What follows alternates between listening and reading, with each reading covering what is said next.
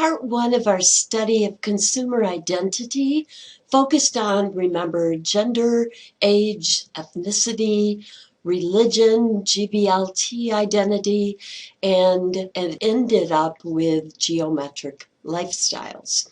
Part two will focus on social class and end with psychometric lifestyles.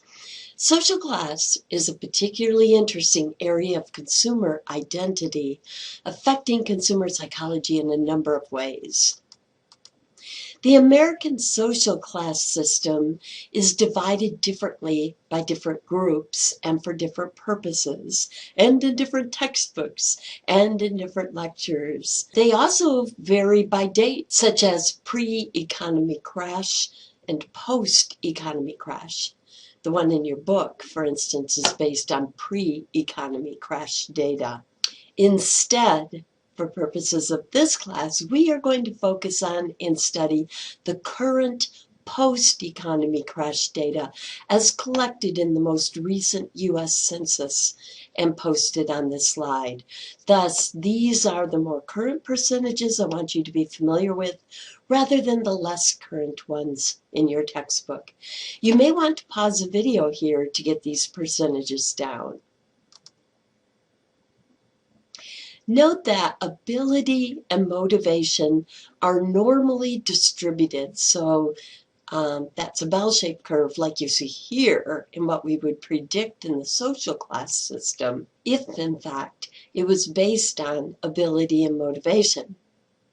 Thus, if we were born with the same opportunities going by percentage alone, we would expect a normal distribution of class system, a bell-shaped curved one. That would look like this. Now let's look at what we have in reality instead. So keep this in your head so you can compare. And here we go. Notice not only the skewing to the left. In other words, there is a significantly larger portion of the population in the lower classes below this middle line, and relatively quite few in the upper classes. But also, according to standard psychometrics, the middle line should be in the middle of what we call the middle class, as it clearly is here, and there should be the same number of classes on both sides of the middle line, which is clearly not true. So we've got one missing here, right? That we've called on this slide the lower upper. Seems to make sense to call it that.